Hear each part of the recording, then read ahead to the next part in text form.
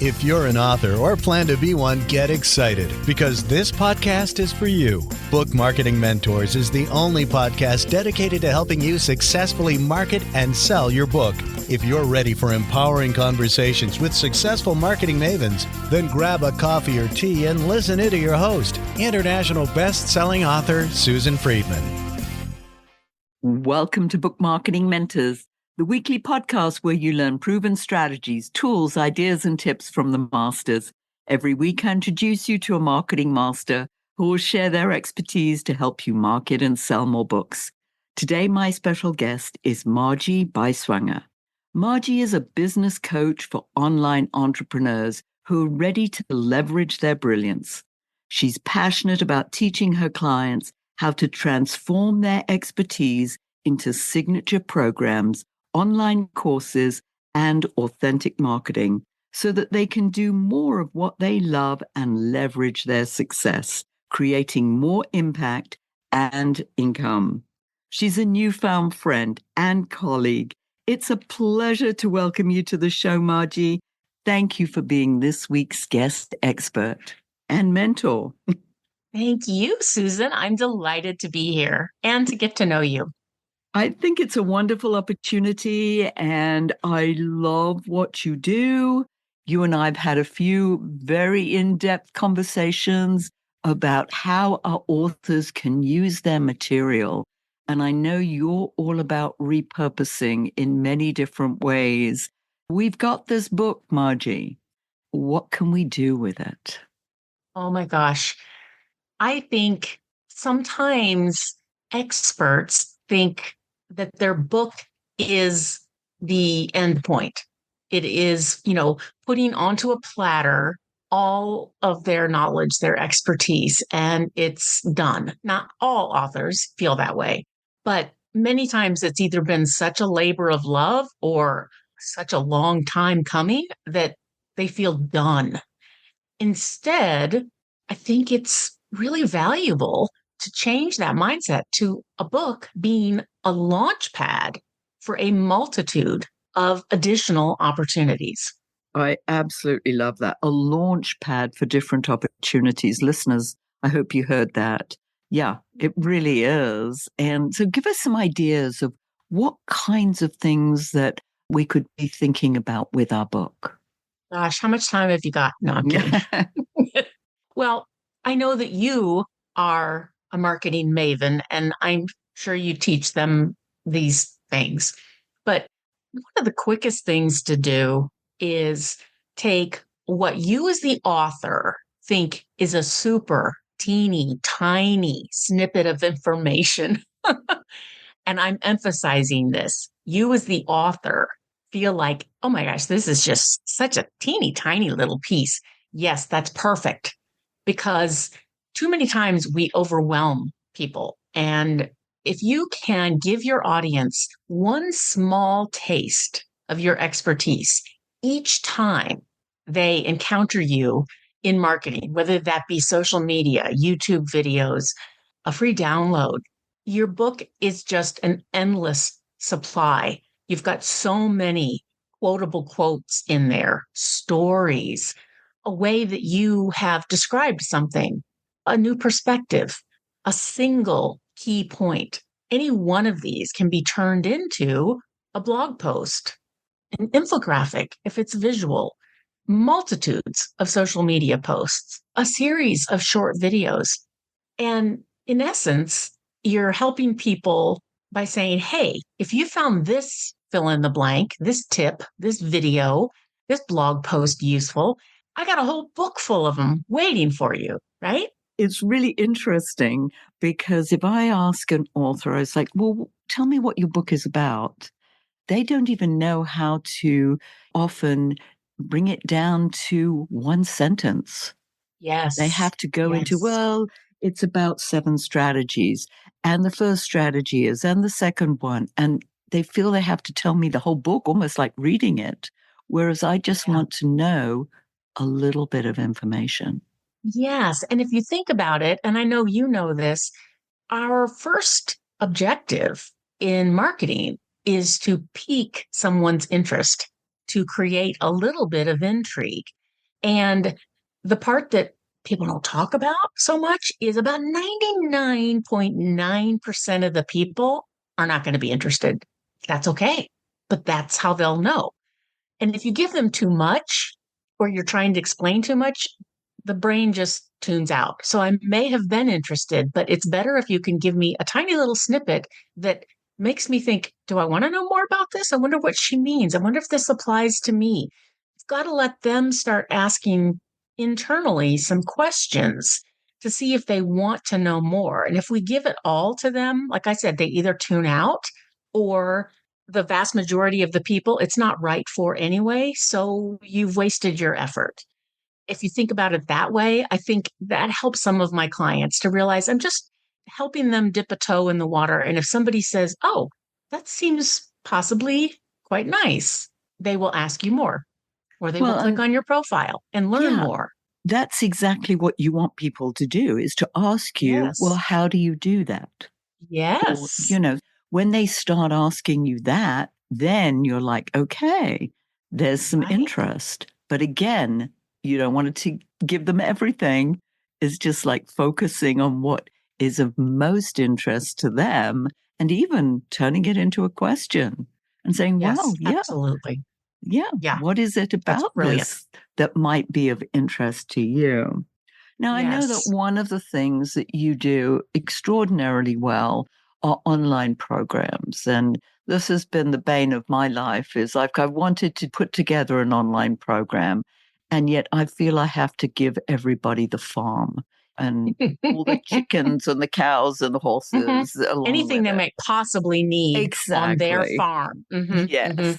That's what happens when you are an expert with such depth and breadth of knowledge.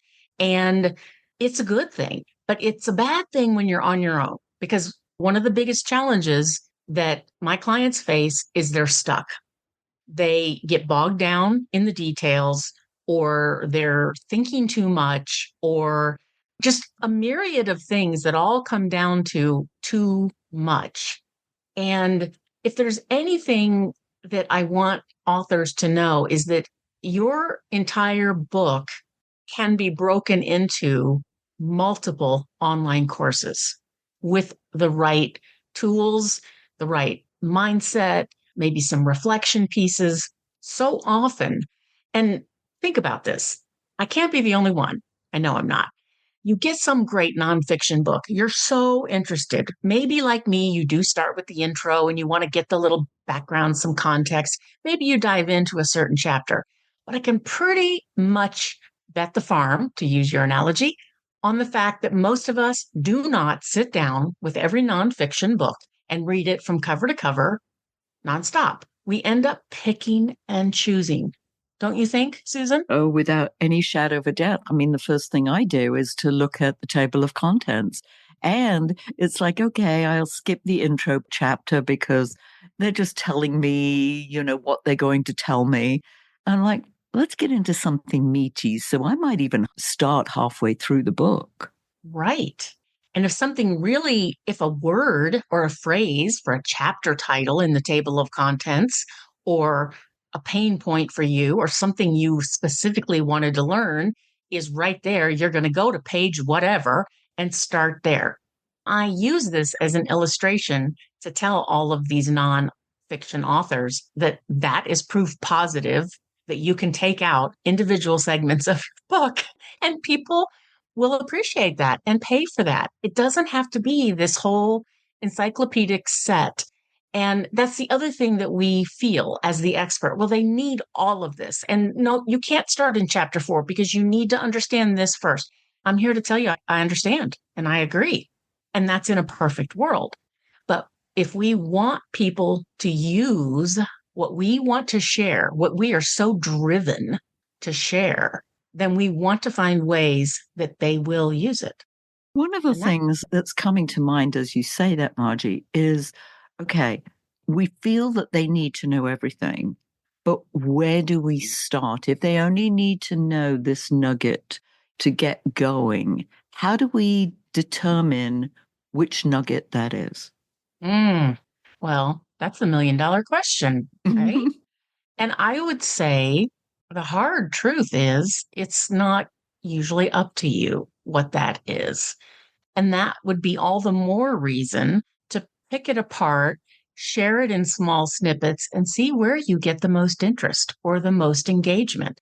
It is so often a surprise to us what people gravitate towards. I'm working with a client right now who started in this very clinical manner because she saw what was missing for her potential clients and how people asked her, which is again a very common starting point, the same types of questions over and over, and she wanted to address them. And we wanted to create an online course where they could do that and then move into deeper work with her.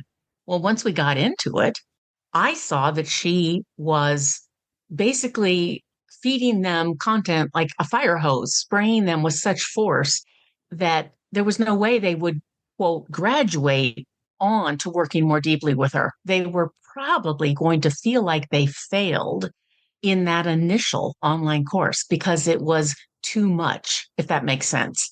So, what is my impetus? Am I going to feel confident enough if I didn't even get through that, or I felt inadequate in some way, or like, well, it's going to take me a year to do this? Okay, that's not what you want. You don't want them to say, well, I've got so much here. I don't need anything else from this person, or I'm not ready to. And that's another common mistake. And I know that's not even the question you asked me, but Oh, we'll go it's into another mistakes. it's another perspective shift though, right? About Yes. how to share what you've shared in this book and recognize that we have to find ways, as I said a minute ago, that your people will actually use it, because it makes no difference if you say and feel with every bone in your body, they have to have this, this, and this. If that's not what they want or are ready for, then that's why courses don't sell. That's why Mm. somebody doesn't make the money they thought they would make. We have to meet them where they are. I love that. Meet them where they are. Yes. And you have to communicate with them in order to find out exactly Right. where they're at. And as you earlier said, well, what is it that they're interested in versus what you think that they should be interested in? Yes. An analogy that is used often in the coaching world and service based entrepreneurial world is to think about your most ideal client. And they're standing there in front of you, and they've clearly said to you, and you understand what their result is, where it is they want to go. They're here now. They're not where they want to be. They want to be somewhere over there. And you, as the service provider, you, as the expert, you as the guide, you are going to show them the path to get where they want to go. And your right people who are meant to work with you will recognize that path and say, oh my gosh, that's exactly what I need. And yeah, your path is all of these different steps, all of these different things. That's great. That's your signature program. That's what I love helping people do. Translate their expertise into something that potential clients can say yes to and understand, that is what I was looking for, or that makes sense, or that's what's been missing for me, or I see now how I could actually achieve that thing because you've made it visible for them. You've got this complete path, and simultaneously, each one of those steps can be its own path, a micro path, a smaller course, or an offering, because not everyone is ready for every one of those steps. I mean, just breaking it down into those smaller steps is so critical. What's coming to me when you talked about different ways people think about things, or even how they verbalize it or what they want. I mean, for the longest time, I'm talking about author marketing, and they don't want author marketing. They want book marketing. So even just recognizing that Yes. differentiator, even though I want authors to think about marketing themselves as opposed to just the book, but they're thinking just the book at this point. That's an And excellent yeah, example. Oh my gosh, yes. Because again, this is what you know they need to get their mind around right, is that they, as the author, are the source. And I would imagine you want them to get comfortable thinking of themselves that way and as a marketable commodity because they're going to create more content, ideally. And yet, what are they going to search for? I got to get my book out there. I got to make my money back on this book. You're right. So we do have to know the words and phrases and the things they say they want, and there's this old adage, if you're in the United States, of the old bait and switch and the used car salesman and all of these things that kind of tarnish this idea that is true, which is you sell them what they want and then you give them what they need. Mm. And it used to be that people were like, yeah, that's bait and switch. That's terrible. No, no, no. I need to draw you in by meeting you where you are. I indeed can give you and sell you what it is you want. And underneath that, I know you also are really going to need this, this, and this. And then I can give that to you as well. And that's a brilliant way of looking at it. And I hadn't thought of it quite in those terms. But yes, because there's that fear of, people think, oh, you're going to give me something that I don't necessarily want. But yeah, you give them what they want and you teach them what they need to know. Because they Yes, often don't even realize what they need to know. that's right. And again, when you're the expert, it can be easy to forget, one, that they don't already know they need that, or two, here's another biggie, that isn't going to be scary to them. It might be too scary to think about this one thing in your area of expertise. It might be the thing they're afraid to face. Doesn't mean you can't give it to them and teach it to them, but I doubt very much they're just going to plunk down their money for you to help them with that big, scary thing. Most of the time, that's still, in the shadows. It's called sales. They don't like that word. It's a 4-letter word. That's right. Yeah. But really, I mean, who buys a book because there are going to be 20 steps to really get lasting change and that you're going to have to practice them every day for the rest of, hello, no one wants to buy that book that is a million steps and tells you that the reality is that if you want to make this deep transformational change, you're going to have to practice this day in and day out for the rest of your life. Now, we all know that most things are like this. But look at the dieting world. It's lose 5 pounds in 3 days or whatever. They want instant. And Yes. I often tell my clients, this isn't a silver bullet. I don't necessarily have the panacea. This is just one way that you can do it. Now, if you want to follow this way, I can help you with that. But if you don't, there are other people teaching you other ways. And there's no one way that is the ultimate only way to do things. Yes. Or like you said, the silver bullet or the miracle, I made $100,000 in a month. Anytime I hear somebody in the online world saying that, I say, well, please ask them what they spent on that to make that 100,000, because it was quite a bit of money. It's not that they netted 100,000. Yes. But I digress. I think when it comes to being a nonfiction author, if you're passionate about this, what you're helping them see is that they are so much more than what they've put down in the book. The book is a labor of love for most of these people, I'm assuming, a passion, something that they felt compelled to put down and get out into the world, which means you have even more. And there are a multitude of ways to reach people, just like you said a minute ago. And not everyone is a reader. So why not consider repurposing this into different formats to reach different segments of the audience that could very well be interested in and use your expertise?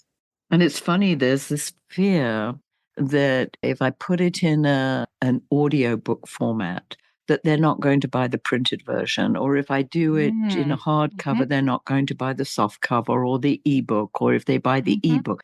And I say, no, I've bought an ebook, I've bought a printed version, and I've bought an audio version of a book because they all serve different purposes for me. Yes, If you can't I'm highlight. traveling. Yeah. I mean, Yeah, you can't highlight an audiobook. Sometimes I'm like, oh, that was good. I got to get a paper copy so I can highlight that, right? exactly. Yeah, I'm driving and I'm listening to the book, but there's something I want to write down. by the time I get to a point where I can write it down, I've forgotten what it is. So Yes. Oh, yeah. So true. there's that aspect to it as well, but that's a whole Yes. other aspect. Now, you mentioned mistakes earlier, and I know our listeners absolutely love mistakes, Margie. So, share some of the common pitfalls that you see when it comes to repurposing. And I know you've shared some, but let's dig deeper to some of the other pitfalls that they could experience, and you're going to help them avoid those pitfalls. Yeah. Okay. So I do think one of the pitfalls is that they take their gifts or their brilliance or their expertise for granted. They may not even realize they're doing this, but very often you're so close to your own skills and talents that you don't see them as something special or extraordinary. And that is a pitfall that will prevent you from learning about capitalizing on your expertise in the book and all of the things that go with the book and surround the book and that spring from the book. And I don't know what that is. There are many egotistical people in the world. We all know that. But the vast majority of the people I work with, one of the things I've heard in the past is, you know, it's a gift if you take it for granted and you think it's easy. And people look at you like, what? That's not easy. Well, that's a sign. That's a clue. If people are like, wow, don't even start. I can't even, comprehend that. But that also means you have much more to share than your book, which is amazing and a huge feat. I don't mean to minimize it. The other pitfall I already mentioned, I do feel like many nonfiction authors, experts in your field, right? You end up overwhelming your audience because you have so much to share. It is easy, as I mentioned, to forget that most people don't know nearly as much as you do. And what you may think is a small bit of information, a little bite size, can actually feel like that fire hose of water spraying someone with way too much force. And it's worth reiterating that you've got to be mindful of breaking things down and not overwhelming them, because it will actually close them down versus opening them up to wanting to learn more. And that's what we want. We want to meet them where they are so they feel confident and excited to learn what's next. So I'm And I want to feeling mention, very vulnerable here now because I think you were describing me. It's like, okay, if I can do it, well, I just assume other people are going to be able to do it. If I know it, I'm assuming other people know it. there you And as you go. rightly That's right. said, couldn't be further from the truth that That's right. that happens, because my background is very different from your background, and your background is different from mine. So you've learned things that I knew nothing about. I grew up in a big city. If you've grown up on a farm, if you've grown up in a small rural community, I've no idea what that was like growing up in that kind of environment. Yeah. Right. You've been in publishing for a long time. Think how much has changed since you Oh, started. And somebody who may have published a book or learned all about it even 10 years ago does not even come close to knowing what you know, right? and I don't necessarily know everything that's going on now because things are changing so quickly. It's extraordinary. And there's an element of scariness about it as well, how Yes, but fast things here's are changing. that's true. But one of the things I remind myself of is there's no way, another old adage, you can't make all the people happy all the time. You just can't. I'm not here to be everyone's perfect coach on their journey to creating their signature program or their online courses. I'm here for a small number of people who we mesh perfectly, where our paths have, linked up.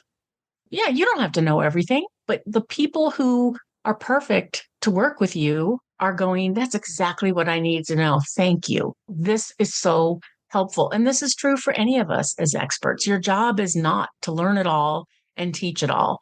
Marcus Buckingham, who came from the Gallup industry, I mean, I don't even know, maybe this was 20 years ago now, he wrote the book on strengths finders that has since gone crazy. But one of the things he said in that original book is a strength is not just something you're good at. It is also something you enjoy. And I think this applies to experts in their field. There's plenty that you're good at, plenty that you know. But I encourage my clients to add in another piece. What are you really passionate about? What makes you just over the moon to share with people or help them with or teach them? Let's focus in on that. Yeah. This is a brilliant segue, Margie. You couldn't have set it up better for allowing the audience now, our listeners, to find out more about you, because that's exactly, if I was in their place, that I would want to know. It's like, tell me more. How can they find you? I know you have a little something to offer them as well. Yes, I thought I would give them something that, at first glance may not seem connected to being an author of a nonfiction book, but it's a free resource I have titled 20 Ways to Generate Income from Your Signature Talk. And it's actually deeply related and can be incredibly beneficial to open you up to this idea that your book is a powerful tool, a launch pad for what's next for you, and that all this amazing work you've done can be expanded upon. It can be contracted and brought up to a 20,000 foot view. There's so many ways to repurpose that. So I want to share with them that resource, 20 Ways to Generate Income from Your Signature Talk, because it guides you on how to transform what you're talking about, whether that's your signature talk or your book, into something that will resonate with your audience and the ways you can do that. Because again, we get stuck. We think, I've done the book. What else am I supposed to do? So it's just a list of all these different ways that I hope will spark your interest for you to take action and repurpose your book. So my website is signaturebrilliance.com. And the gift is not on the menu. So you're going to go to signaturebrilliance.com/20 for 20 ways, WAYS, 20 ways, 20 WAYS. It's part of my Signature Talk toolkit, which they can see on the website. It's one of the tools that I include in that. And honestly, if you don't already have a Signature Talk created from your book, I would say that could be your next item. Which absolutely, because that's one of the marketing strategies that I stress, is that speaking, training, coaching, that's going to make them money, and having a signature program that they can literally sell to the right audience is a wonderful way in which they can really, as you say, launch the book into a whole different stratosphere. I think that's lovely. And I will put that in the show notes as well, just in case somebody can't write it down because they're driving, or they're, Right. at the gym on the treadmill and they don't have a pen and paper there handy, or something, that they can input this information. And Margie, as you know, we always end off with a golden nugget. Some more words of wisdom that you'd like to leave our listeners with? I was thinking maybe it should be what I started with, that your book is actually not an end point. It's a launch pad for a multitude of additional opportunities for you for impact and income. Two brilliant words. Yes, impact, income, and that whole idea of it's not the end of the journey. This is actually the beginning of the end. And the book, in fact, I just wrote an article and started it off with the end, saying, hey, this isn't the end. It actually is the beginning of a whole different journey. Yes. Thank you so much, Margie, for sharing your wisdom. This was wonderful. I love it. And I know that we could have more conversations on this topic because it's so rich and there's so much that we could be doing with the book. And listeners, if your book isn't selling the way you wanted or expected to, let's you and I jump on a quick call together to brainstorm ways to ramp up those sales, because You've invested a whole lot of time, money, and energy. It's time that you got the return that you were hoping for. Go to brainstormwithsusan.com to schedule your free call. And in the meantime, I hope this powerful interview sparked some ideas you can use to sell more books.